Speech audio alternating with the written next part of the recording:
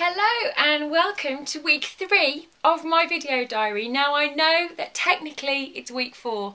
My big apologies for not posting a video last week. I've literally been writing all the hours God sends to try and get my first draft done, and I have to say I'm still going. I delivered 80,000 words to my editor this morning and I've got till Thursday to do the rest of it, so it's still quite a lot to the wire, but it's getting there and I'm quite pleased with what's there as well, so that's good. Thank you very much for your questions, they're amazing. I'm going to answer them in just a second. Bob says hello. He's not here today, you might notice, because he's not filming.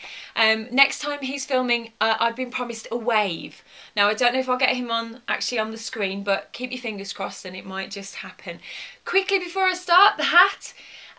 This is a fat face hat that I got in the autumn last year, and I love it because it's got a slight Swallows and Amazons vibe to it, which I quite like. That's quite good. On to your questions. Joanna, hi Joanna, wanted to know, have I ever had a scene that I've got stuck on?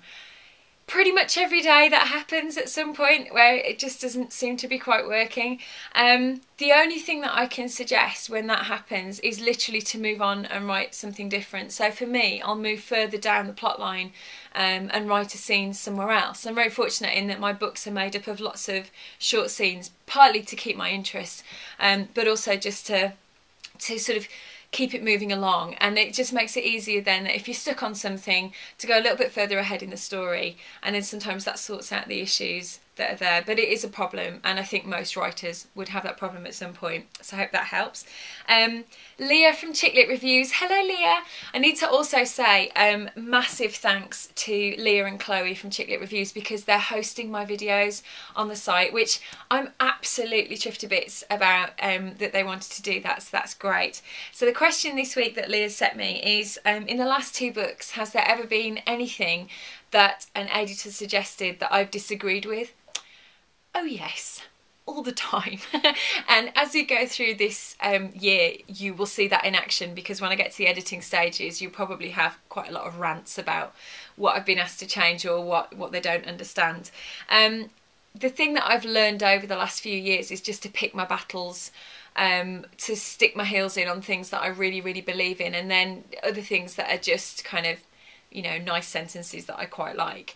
It doesn't matter if those go. So the main example I can give of something staying in a book that I wasn't happy with is in the first book, in Fairy Tale of New York. You'll notice that whenever Rosie talks to her friends, she calls them mate.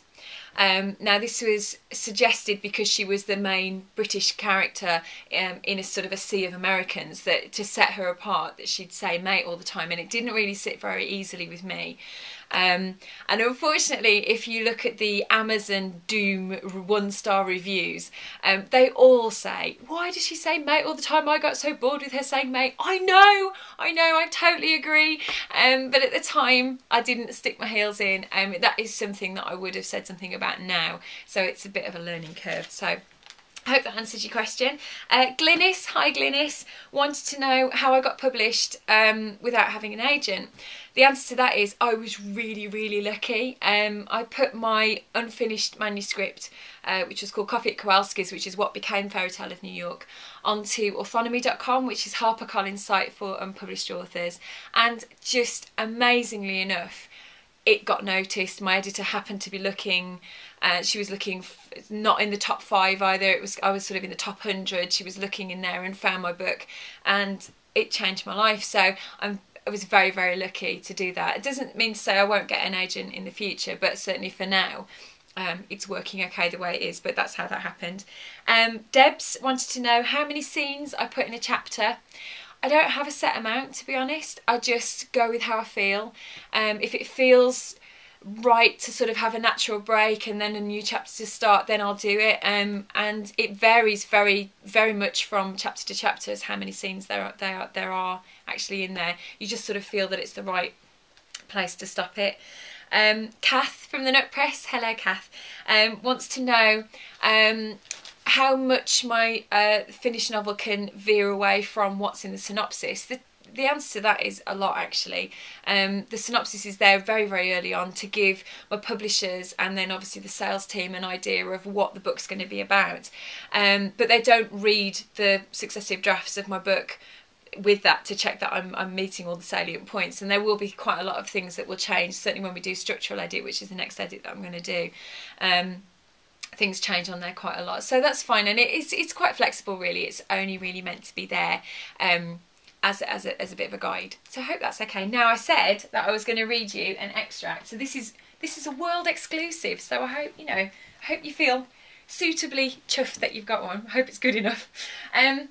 This is right throughout the book. There are weddings right the way throughout the book, because the main character Romilly sings in a wedding band. The wedding band's called the Pinstripes. They're very, very loosely based on the wedding band that I sing with, and so there's all my gig stories are going to turn up in this book, so it's quite interesting. This is one of the worst weddings that they go to. There are obviously some beautiful ones, but this is one of the funniest ones, and this takes place on Easter Saturday, so here we go. What better way to celebrate your commitment to the love of your life on Easter Saturday than with an Easter bunny theme? To our collective horror, we discovered that not only were the entire bridal party resplendent in baby pink furry bunny ear headbands, but also that every guest was expected to wear them too. According to the wedding planner, each invitation had stated firmly that nobody, be they bridal party member or guest, would be admitted to the nuptials if they failed to come attired in the correct headgear. Needless to say, the wedding band wasn't immune from this edict either, the best man insisting that we comply before we even were allowed to set foot in the country club venue. Now, I would love to say that the Easter theme ended with the fluffy ears, but I'm afraid I'd be lying.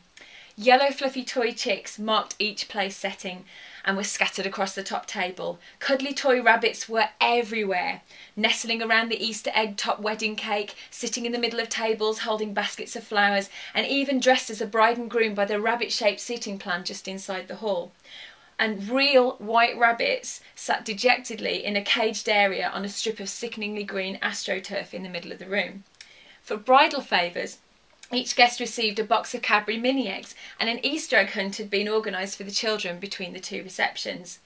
Worst of all, garishly pink fluffy rabbit tails were fixed to the back of each chair. It was hideous, a case of a funny idea being taken way too far, eventually taking precedence over everything that should have been lovely about a spring wedding. And as for the gig, well, you try giving a professionally polished performance for 200 blatted guests John Travoltaing to Night Fever in matching pink fluffy bunny ears. So there we go. Hope that was good. So next time, I promise you, I will have a finished draft, and hopefully at some point we're going to go out and have a look at the locations that are going to be used in the book. That might be next week, it might be the week after. You'll just have to wait and see. If you have a question, if there's anything you want to say, if you want to give a comment about what you've seen today, then you know what to do. Leave a comment in the box at the bottom of the screen, and take care, have fun, and I will see you next week. Bye.